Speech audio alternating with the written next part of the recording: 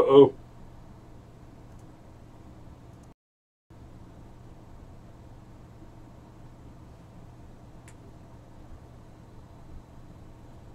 Alrighty. I am actually not certain if we're live now. You want to check YouTube?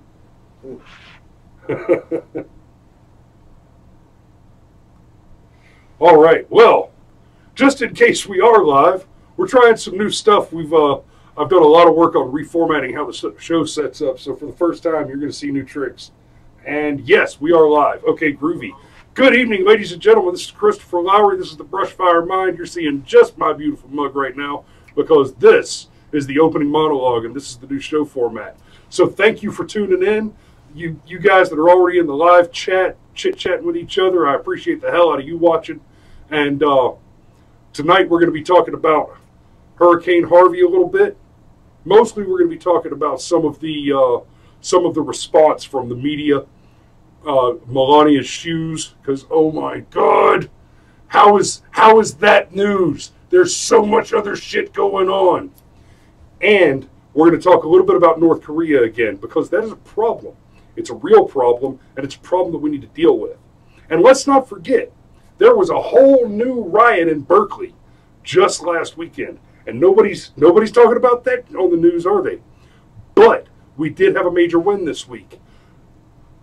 Antifa has been officially declared a terrorist or a domestic terrorist organization. That's big news. And all that is coming up on the Brushfire Mind. So stick with us. And this will get smoother in the future.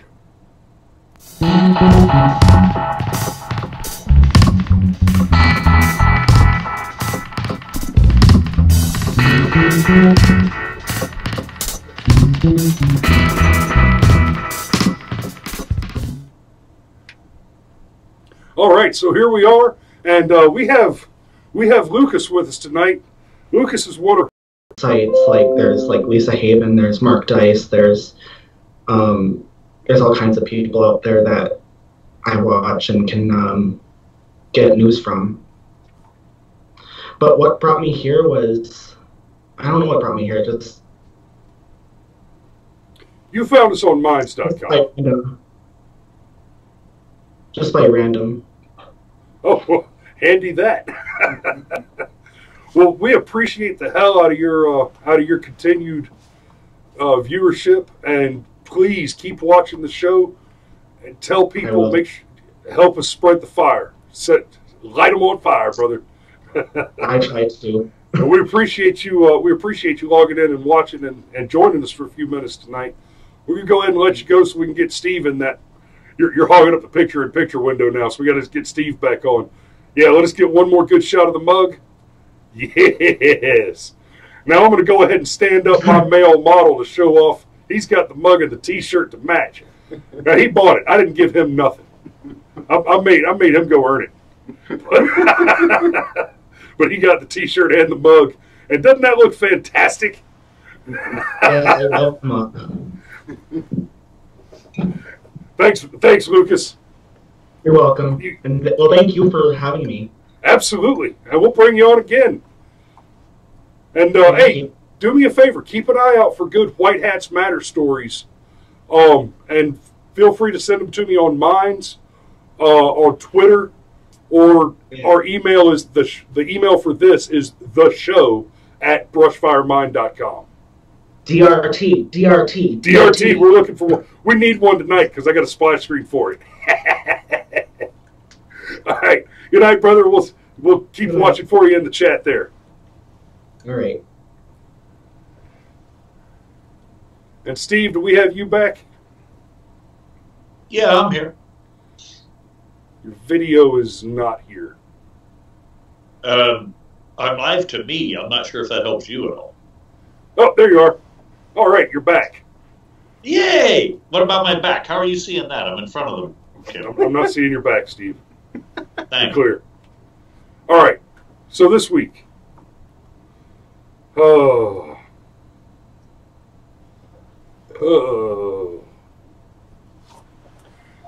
we've got headlines from CNN today. Here's a headline: How Trump's base could get us into a nuclear war. Really? Really? That's going to happen because of Trump's base? That's not somehow, I don't know, related to the consistent nuclear posturing by the Kim regime? I mean, Slick Willie, back in the 90s, went to the table with Kim Jong-il, the gargoyle's daddy. So Slick Willie sat down with the dear leader, and the dear leader said, we're making nukes. And Slick Willie was all like, whoa, whoa. What if we send you, I don't know, 100 million tons of rice a year for ever? Okay, we stop making nuke now. So we start sending them hundreds of millions of pounds of rice. They're still making nukes. Didn't slow them down. Old W didn't do no better, and Obama sure as hell didn't. But the Donald, despite criticism about his braggadocio and rash rush to response, and criticism of his use of harsh language, the fire and fury like the world has never seen, that kind of stuff. Despite criticism of all that, holy crap, we got the brilliant comrade to back down. He gave it up. He said, I'm not going to do anything else. I'm done. I'm not going to launch any missiles at you. Gee. Huh. How many times on this show have we talked about the major contribution to the current state of the world, as far as all the violence goes, as far as the current existing wars and the proliferation of violent Islamic terrorism? How many times have I pointed this out? We have had nigh on 3 decades of weak, spineless, lily-livered leaders in this country. W put on a good show of getting our boots on the ground quick, but didn't have the sack of nuts needed to unleash the dogs of war and allow them to prosecute the enemy and complete the mission. I guess they don't teach mission first where he went. If you ever hear somebody say safety first, it's war. War is not safe. You do it as safe as you can, but at the end of the day, it is mission first. Can I get a hooah? So, Whoa. Thank you, buddy. Yeah, you. Just to interject over top of you, I was never enlisted. Clinton's peacetime army won't take a one-eyed man. However, if you're going to go in, do it right and get the hell away from it. We haven't been able to do that in a very long time.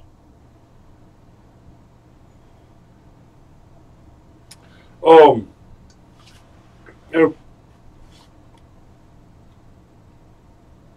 we're not on to Harvey yet. We're still talking about the Heck Moo Gi situation. Heck Moo Gi is the Korean word for nuclear weapon. That's why the title a couple weeks ago was "What the Heck Moo Gi is going on?" And I know that's pretty. Maybe it's part of that could just about turn South Korea into a new island, which I'm not entirely opposed to, but it's not the most politically functional answer. We do still have to deal with other actors in the region. Donald Trump jumped on a plane and got down there pretty quick, pretty much toot sweet. You know, after Katrina happened, that lazy son of a bitch Barack Obama didn't even get elected president for 3 more years. Bum. Not sure that's a good argument. It's a good argument. Not sure. I think I wish I could take credit for that. That's a meme that scrolled across my Facebook today, but I just had to bring it up because that was genius. Obama didn't even get elected for 3 more years after Katrina. Well, if I might just interject, there's been a lot of naysaying. Trump had promised $1 million of his own money to help the victims, which I've seen some invective from the left saying, oh, he didn't keep any other promises. Why would he keep this one? I'm not worried about his $1 million. What can Texas do with the $150 billion Obama gave to Iran? Yeah. You mean the $150 billion in conveniently hard cash money? Yeah, the goodwill gesture. The billions that he had to go and convert to cash in other countries because it is a crime. I mean, guys, I'm 6.5 feet tall and 4 feet wide. I'm not that hard to hit. And to be fair, I don't think it should remain unsaid, but there's generational stuff going on in that country where they fought off an awful lot of people to still be that bad at what they do. Which means what made them successful in the previous invasion was us. Yes. Yes, the Mujahideen were the Mujahideen because of Charlie Wilson. And, well, that, and, I mean, they do have that home turf advantage. They know their terrain. It is a mountainous, nasty world over there. And they are a hardy people in so much as they live in that just terrible, terrible hell on earth. But anywho, but I mean that's the same basic concept of if somebody decided to come here into our wooded areas where we've got a lot of people that hunt and all that, they're going to have a harder time getting them out than those same people going to that country and getting rid of them. It's you do better in your home turf. Yeah, home field advantage is a real thing, especially in warfare. Yep. Well, I got to tell you guys, I sure am glad Lucas is watching tonight because it doesn't look like anybody else is. Yeah, the chat room's awfully quiet. If there's anybody else out there, type something. Call me names. I don't care. Just show us you're there. Yeah. The participants screen just shows us and Lucas. But he's there. It's Labor Day weekend. They're busy out laboring. I hope so. And see, I'm also on this side of the camera. Yeah, Gandhi's on this side of the camera. A lot of our viewers, the way they work, a lot of our viewers do work weekends, they do work odd hours, and they watch us at different times whenever they're available. And we appreciate every bit of it. Well, I think you could have stopped that. Unlike the enemy left, a lot of our viewers work. Unlike CNN, MSNBC, AB, the big five. Well, Fox. People who watch Fox apparently have jobs, and that's why Fox has a Fox business and a Fox money. Ain't no CNN money.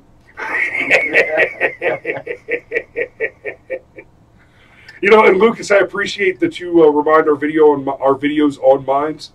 I fell out of the habit of sharing them on Minds, and I need to fix that. I need to make sure that I'm getting them out on Minds as well.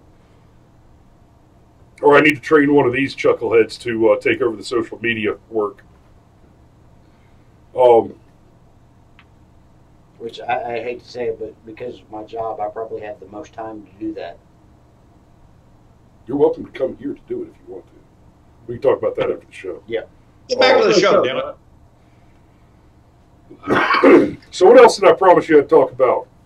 I don't know. I didn't even look at the show header. What does the show header say? Neither did I. You wrote it. Oh, yeah. Oh. That was all three of us at once. As it should be. Mm-hmm.